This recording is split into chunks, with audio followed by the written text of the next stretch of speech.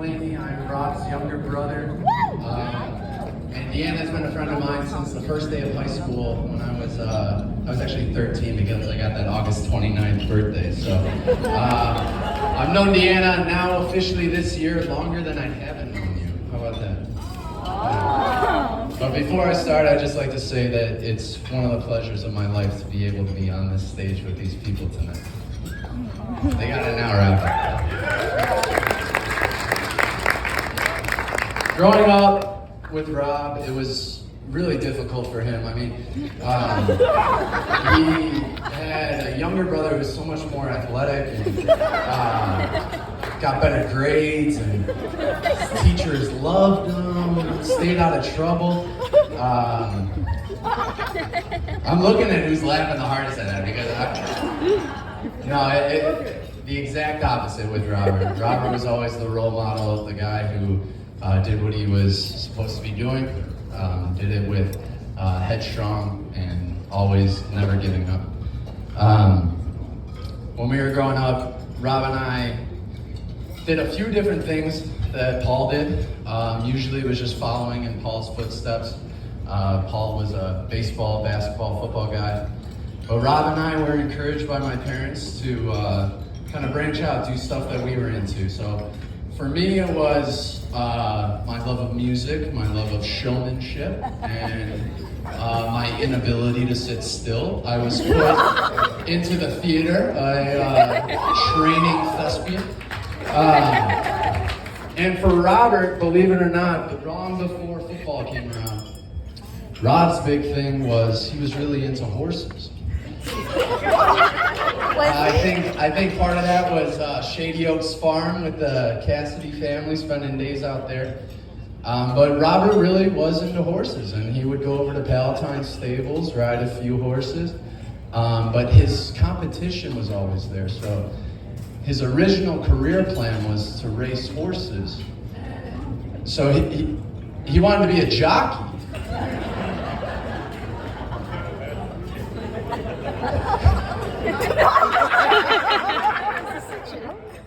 And quickly and comically grew out of that. He's now probably closer to the size of the horse. That was better before you lost 50 pounds for this wedding.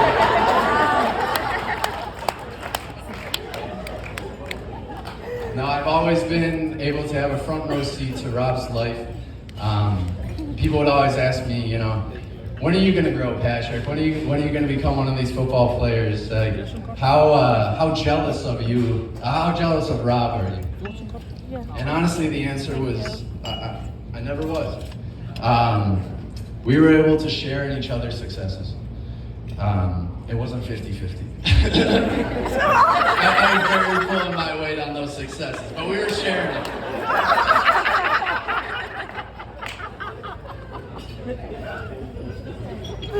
No, they would always ask if you're jealous of Robert, and the only thing I've ever been jealous of Robert about is from a very young age, Rob was able to identify what he was going to be in life and what his God-given purpose on this earth was going to be.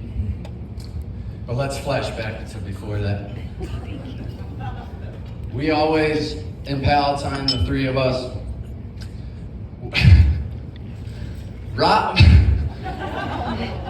Paul goes to Loyola freshman year and does kind of a Harry Potter thing. He's taking a bus to a train to a train to a bus.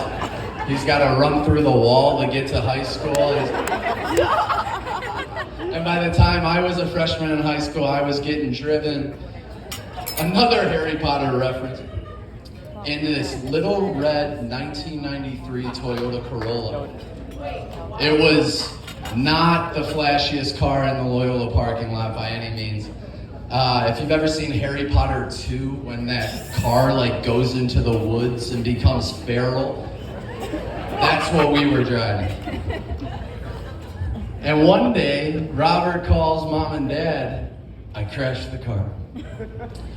What are we gonna do without the little red? Oh, it's not too bad, it just needs a brand new hood. So we started showing up to Loyola Academy in a red 93 Corolla with a black hood. And get pulled over every weekend to see what we were doing in that neighborhood.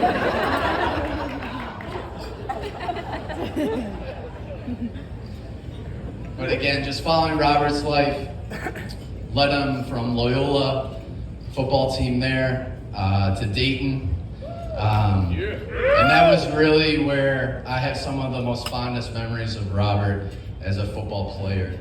Loyola was very fun for us, but once we graduated to Dayton and tailgating in those parking lots at 6 a.m. and the Dayton table is going wild. That was really where Rob was laying the groundwork for his future career as a coach. I believe he spent that first year after graduation at Dayton and then moved over into Ohio Wesleyan. What's the name of that town in Ohio? Delaware, Ohio, yeah. So Rob spent his first year up there, and that was probably the closest he ever became to being Rudy from the movie. He was living in the stadium. I don't know if they left him a key yet, or if he was crawling through the window like in the movie. But that was the great irony of Robert. One of our favorite memories growing up was at Christmas.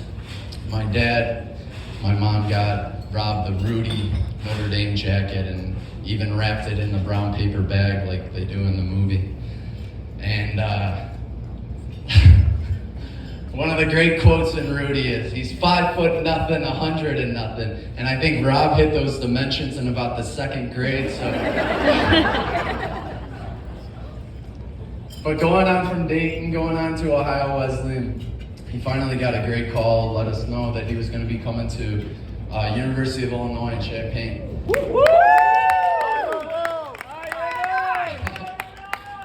And that was great for us. We hadn't seen Rob around the Chicagoland area for about 6 years at that point, so he was able to pop up and down and come to Chicago for long weekends and stuff. And came and met me one night, and I think that's where Deanna was with me. And before she could tell me anything, Rob pulled me aside and said, "Who's that?" And then Deanna the next day, I said, "You know, Rob, I'll talk to her. Let's see if we can't set something up." So next time I see Deanna, I'm going up to approach her, and before I can say anything, she's like, "Your brother's cute." So I guess I owe an apology to Fred and Kelly. I didn't know that when I told them to take her out to dinner all those years ago, that you were going to take all of us out to dinner tonight. But I knew that Deanna and Rob would hit it off, and they are the very two best friends I've had in my life, and to be able to watch you guys have such a celebration with everyone that we love, to start your family together today is really one of the greatest moments of my life.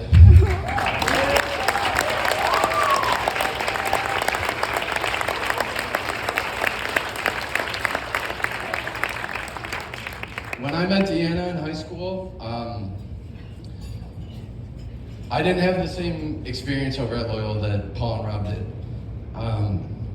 They were both really decorated athletes, really cemented themselves as being recruited. You know, college coaches coming to our kitchen table and telling them how badly they want them to go to school there. And I was just kind of trying to find my way. And by junior, senior year, when Deanna and I were such good friends, and all the girls up here with you tonight, I really felt like I found my family.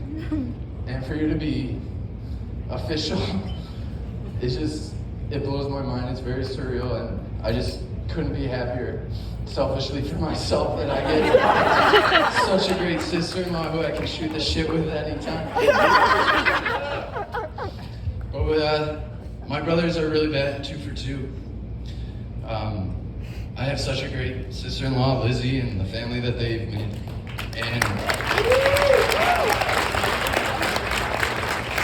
I'd be remiss if I didn't say that although Rob and I had such a great example of what a marriage can be with my parents, it was really Brother Paul who let us know what we can do in the modern age of meeting someone who's really your soulmate, creating a life together anywhere you want, and living together in love and faith.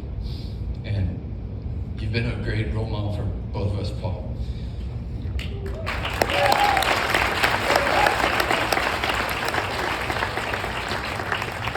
So let's give a toast to these two.